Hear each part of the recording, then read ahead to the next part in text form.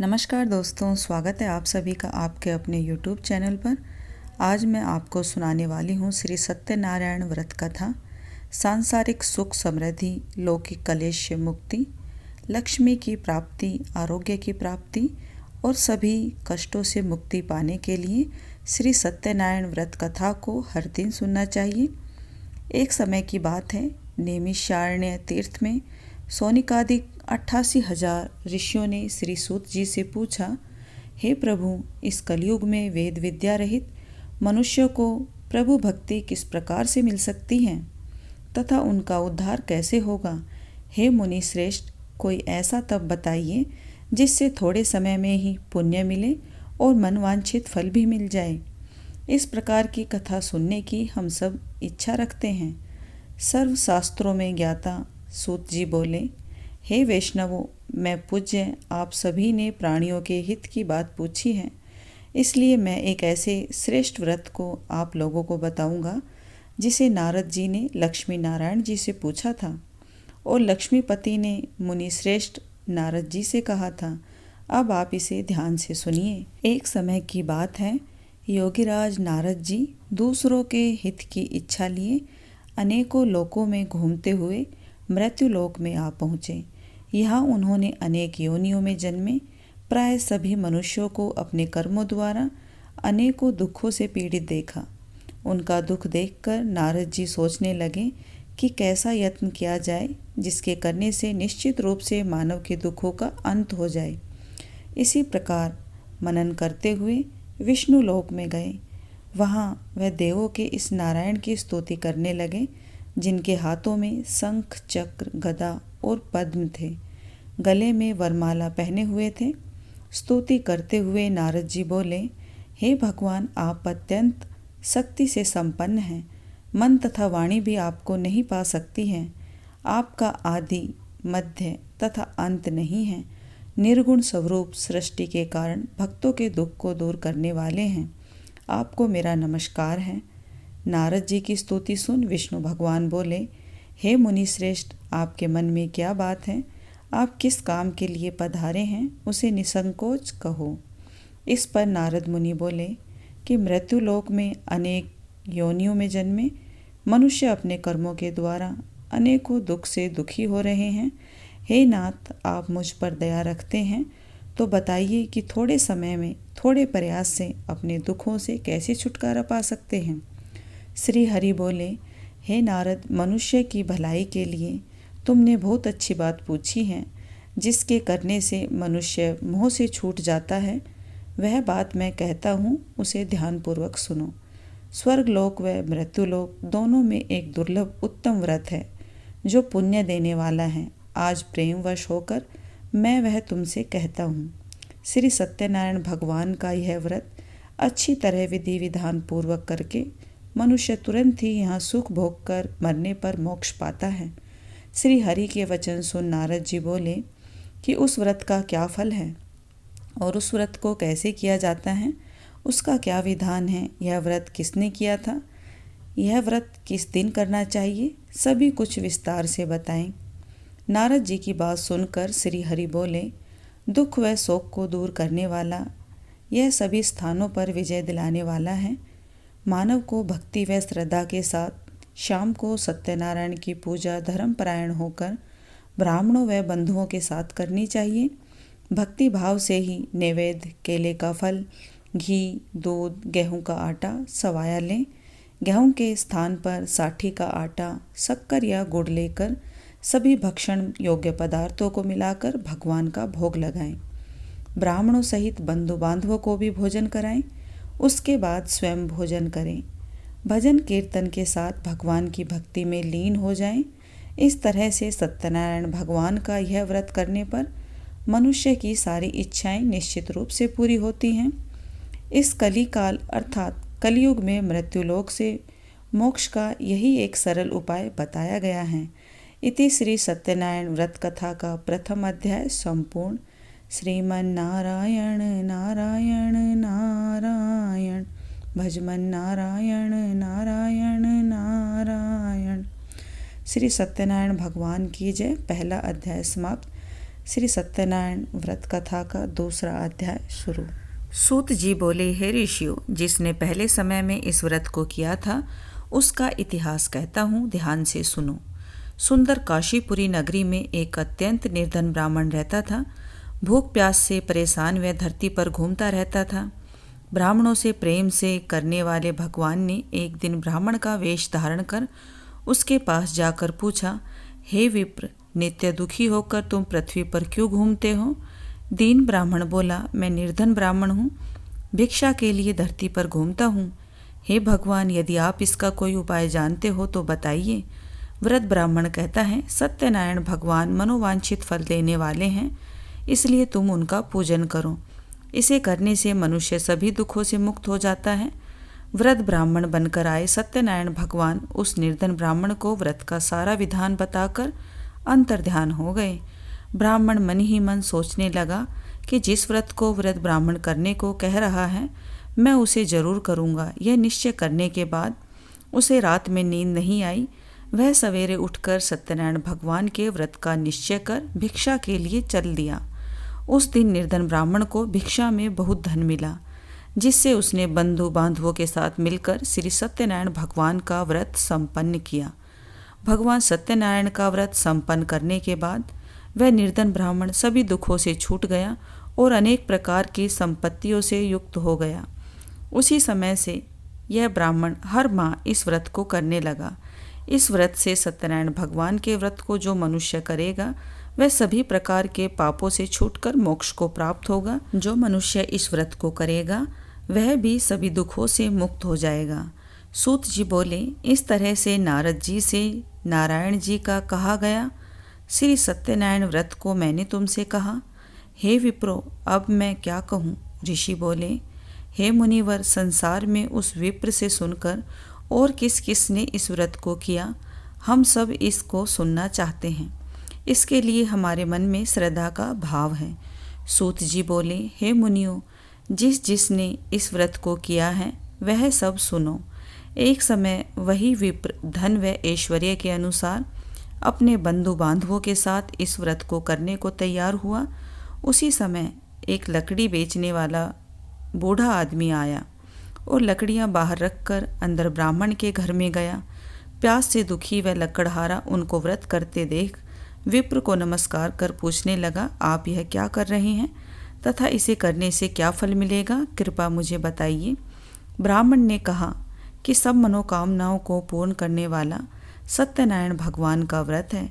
इनकी कृपा से ही मेरे घर में धन्य धान्य आदि की वृद्धि हुई है। विप्र से सत्यनारायण व्रत के बारे में जानकर लकड़हारा बहुत प्रसन्न हुआ।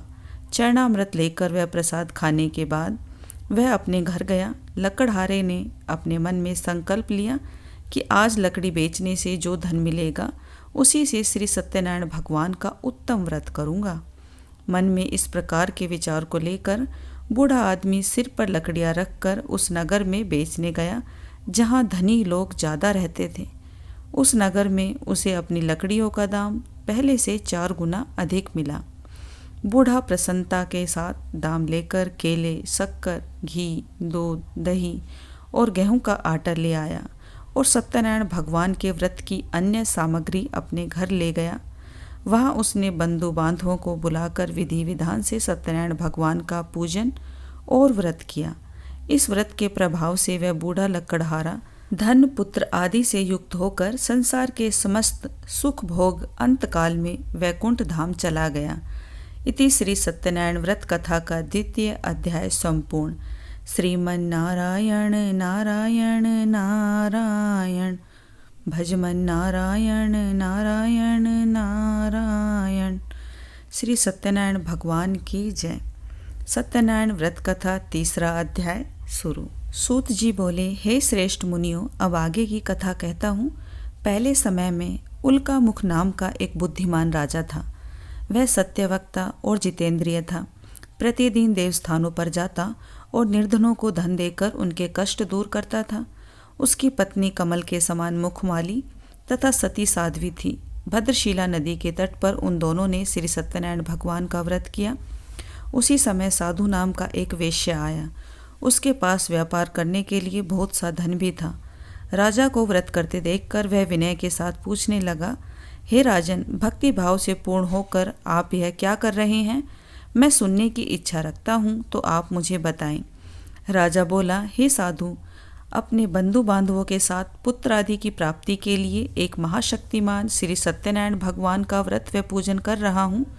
राजा के वचन सुन साधु आदर से बोला, हे राजन, मुझे इस व्रत का सारा विधान कहिए। आपके कथा अनुसार मैं भी इस व्रत को करूँगा। मेरी भी संतान नहीं है। इस व्रत को करने से निश्चित रूप से मुझे कोई संतान की प्राप्ति होगी। राजा से व्रत का सारा विधान सुन व्यापार से निवृत्त होकर वह अपने घर गया। साधु वैश्य ने अपनी पत्नी को संतान देने वाले इस व्रत का वर्णन कह सुनाया और कहा कि जब मेरे संतान होगी तब मैं इस व्रत को करूँगा। साधु ने इस तरह के वचन अपनी पत्नी लीलावती से कहे। एक दिन लीलावती पति के साथ आनंदित हो सांसारिक धर्म से प्रवृत्त होकर सत्यनारायण भगवान की कृपा से गर्भवती हो गई। 10वें महीने में उसके गर्भ से एक सुंदर कन्या ने जन्म लिया। दिनों दिन वह ऐसे बढ़ने लगी जैसे कि शुक्ल पक्ष का चंद्रमा बढ़ता है। माता पिता ने अपनी कन्या का नाम कलावती रखा। एक दिन लीलावती ने मीठे शब्दों में अपने पति को याद दिलाया कि आपने सत्यनारायण भगवान के जिस व्रत को करने का संकल्प किया था उसे करने का समय आ गया है।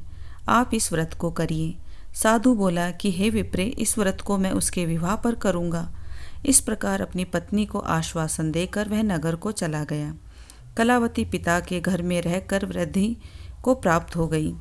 साधु ने एक बार नगर में अपनी कन्या को सखियों के साथ देखा तो तुरंत ही दूत को बुलाया और कहा कि मेरी कन्या के लिए कोई योग्य वर देख कर आओ। साधु की बात सुनकर दूत कंचन नगर में पहुँचे और वहाँ देखभाल कर एक लड़की के सुयोग्य वाणिक पुत्र को ले आया। सुयोग्य लड़के को देख साधु ने बंधु बांधवों को बुलाकर अपनी पुत्री का विवाह कर दिया। लेकिन दुर्भाग्य की बात यह कि साधु ने अभी भी सत्यनारायण भगवान का व्रत नहीं किया। इस पर श्री भगवान क्रोधित हो गए और श्राप दिया कि साधु को अत्यधिक दुख मिले। अपने कार्य में कुशल साधु बनिया जमाई को लेकर समुद्र के पास स्थित होकर रत्नासारपुर नगर में गया। वहां जाकर दामाद ससुर दोनों मिलकर चंद्रकेतु राजा के नगर में व्यापार करने लगे। एक दिन भगवान सत्यनारायण की माया से एक चोर राजा का धन चुराकर भाग रहा था। उसने राजा के सिपाहियों को अपना पीछा करते देख चुराया हुआ धन वहां रख दिया जहां साधु अपने जमाई के साथ ठहरा हुआ था। राजा के सिपाहियों ने साधु वैश्य के पास राजा का धन पड़ा देखा तो वह ससुर जमाई दोनों को बांधकर प्रसन्नता से राजा के पास ले गए और कहा कि उन दोनों चोरों को हम पकड़ लाए हैं, आप आगे की कार्यवाही की आज्ञा दें। राजा की आज्ञा से उन दोनों को कठिन कारावास में डाल दिया गया और उनका सारा धन भी उनसे छीन लिया गया। श्री सत्यनारायण भगवान के श्राप से साधु की पत्नी भी बहुत दुखी हुई। घर में जो धन रखा हुआ था उसे चोर चुरा ले गए। शारीरिक तथा मानसिक पीड़ा व भूख प्यास से अति दुखी हो अन्न की चिंता में कलावती ब्राह्मण के घर गई। वहां उसने श्री सत्यनारायण भगवान का व्रत होते देखा। फिर कथा भी सुनी। वह प्रसाद ग्रहण कर रात को घर वापिस आई। माता ने कलावती से पूछा कि हे पुत्री, अब तक तुम कहाँ थी? तेरे मन में क्या है? कलावती ने अपनी माता से कहा, हे माता, मैंने एक ब्राह्मण के घर में श्री सत्यनारायण भगवान का व्रत देखा है। कन्या के वचन सुन लीलावती भगवान के पूजन की तैयारी करने लगी। लीलावती ने परिवार व बंधुओं सहित श्री सत्यनारायण भगवान का पूजन किया और उनसे वर मांगा कि मेरे पति तथा जमाई शीघ्र घर आ जाएं।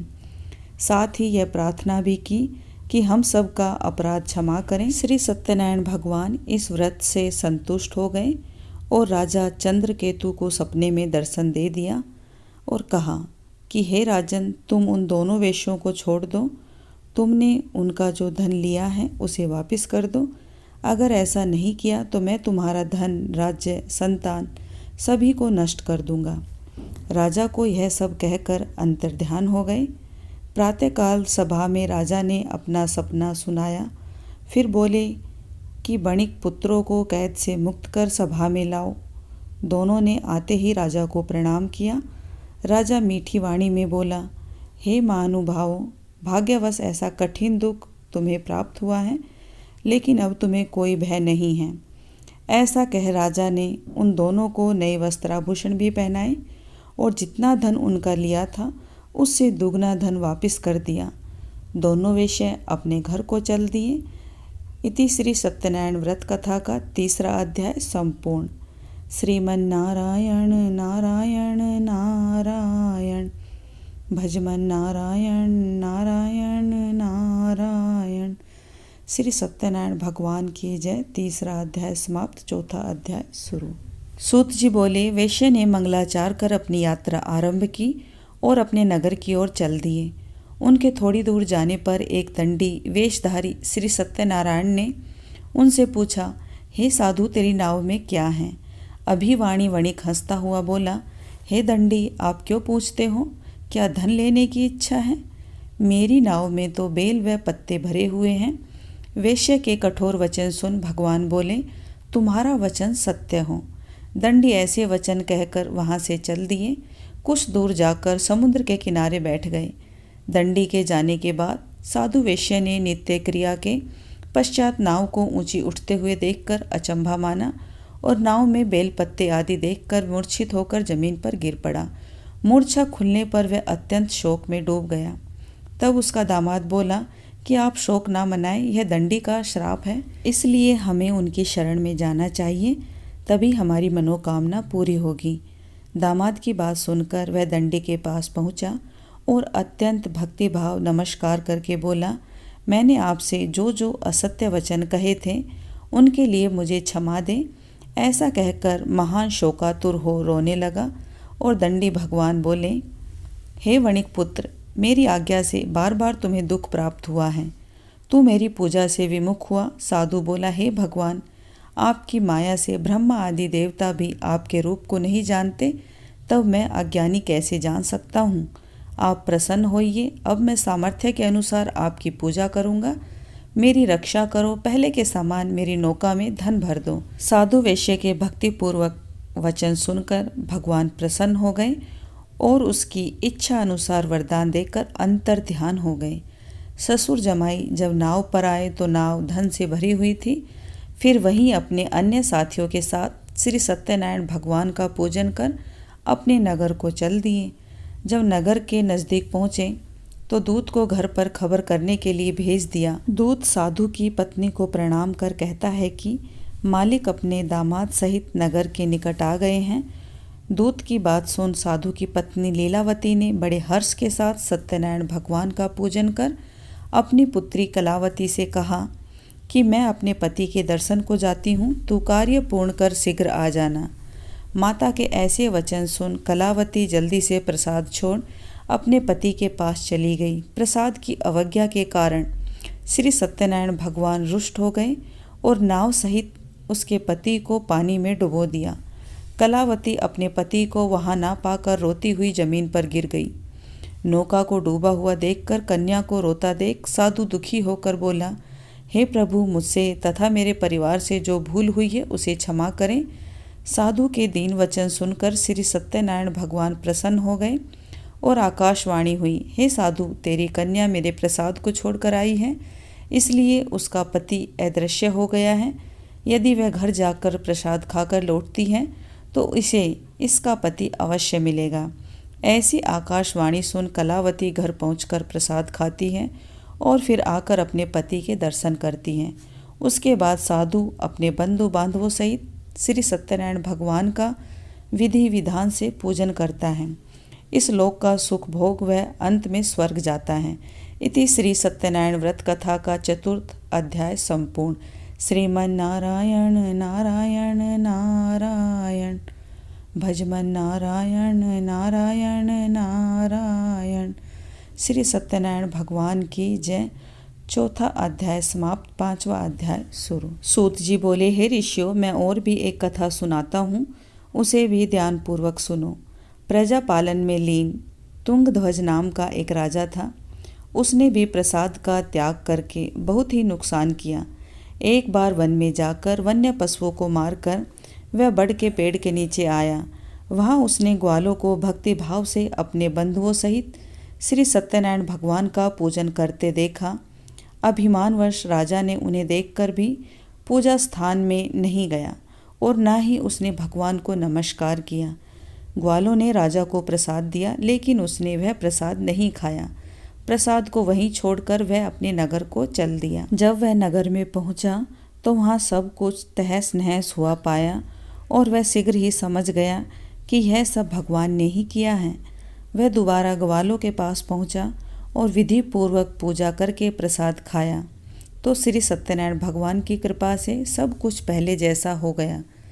दीर्घ काल तक सुख भोगने के बाद मरणोपरांत उसे स्वर्गलोक की प्राप्ति हुई। जो मनुष्य परम दुर्लभ इस व्रत को करेगा तो सत्यनारायण भगवान की कृपा से उसे धन्य धान्य की प्राप्ति होगी, निर्धन धनी हो जाता है, भय मुक्त होकर जीवन जीता है, संतानहीन मनुष्य को संतान सुख मिलता है और सारे मनोरथ पूर्ण होने पर मानव अंतकाल में वैकुंठ को चला जाता है। सूत जी बोले, जिन्होंने पहले इस व्रत को किया है अब उनके दूसरे जन्म की कथा मैं आपको सुनाता हूँ। वृद्ध स्थानंद ब्राह्मण ने सुदामा का जन्म लेकर मोक्ष की प्राप्ति की। लकड़हारे ने अगले जन्म में निषाद बनकर मोक्ष प्राप्त किया। उल्का मुख नाम का राजा दशरथ होकर वैकुंठ को गए। साधु नाम के वैश्य ने मोरध्वज बनकर अपने पुत्र को आरे से चीरकर मोक्ष पाया। महाराज तुंगध्वज ने स्वयंभू होकर भगवान से भक्ति युक्त हो कर्म कर मोक्ष पाया। इत श्री सत्यनारायण व्रत कथा का 5वां अध्याय संपूर्ण। श्रीमन नारायण नारायण नारायण, भजमन नारायण नारायण नारायण। श्री सत्यनारायण भगवान की जय। उम्मीद करती हूँ कि व्रत कथा आपको ज़रूर पसंद आई होगी। यदि पसंद आए तो वीडियो को लाइक, चैनल को सब्सक्राइब जरूर कर दें। बोलिए सत्यनारायण भगवान की।